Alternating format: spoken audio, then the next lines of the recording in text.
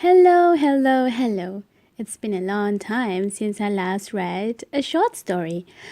So, since it's going to be almost New Year, I'm going to be reading you a new story. And the title is The Little New Year by Robena Field. One cold morning, Morris awoke from his dreams and sat up in bed and listened. He thought he heard a knock at his window, but though the moon was shining brightly, Jack Frost had been so busily at work that Morris could not see through the thickly painted panes. So he crept sleepily out of bed and opened the window and whispered, "Who is there?" "I am," replied the tinkling voice. "I am the little New Year. Ho, ho! And I've promised to bring a blessing to everyone. But I am such a little fellow and need somebody to help me distribute them. Won't you please come out and help?" "Oh, it's so cold," said Morris. "I'd rather go back to my warm bed."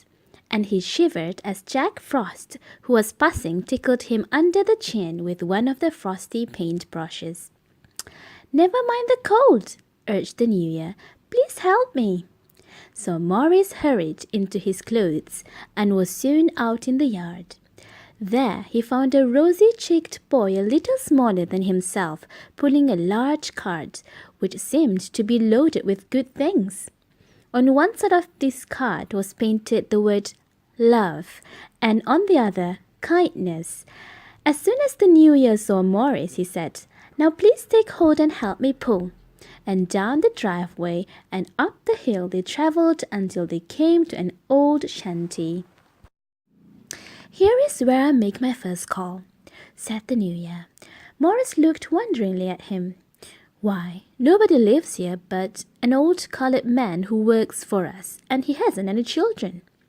"He needs my help," said the New Year, "for grown people like to be thought of just as much as children do. You shovel out a path to his door while I unload some of my blessings."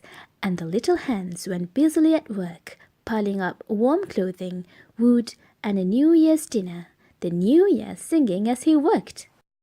"Oh, I'm the little New Year. Ho, ho!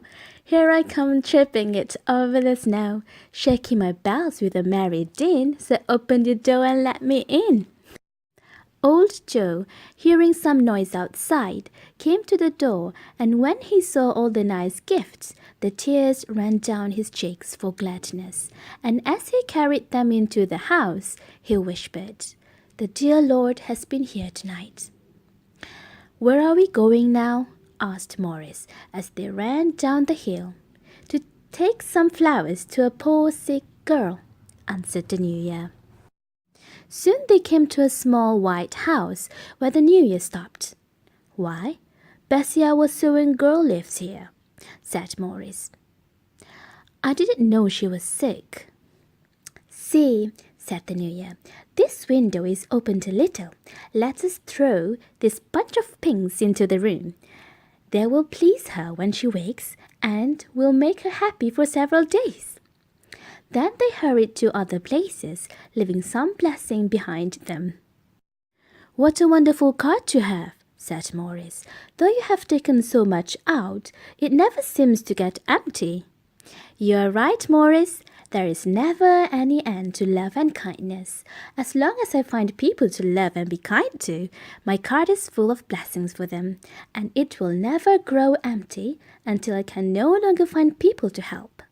If you will go with me every day and help me scatter my blessings, you will see how happy you will be all the long year."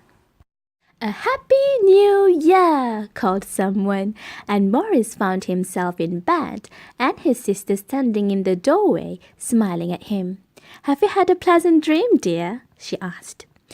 "Why, where is the little New Year?" said Morris. "He was just here with me."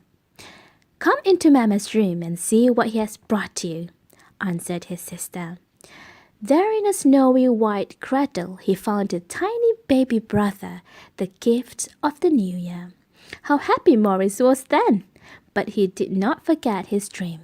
Old Joe and Bessie had their gifts too. And Morris tried so hard to be helpful that he made all his friends glad because the Happy New Year had come.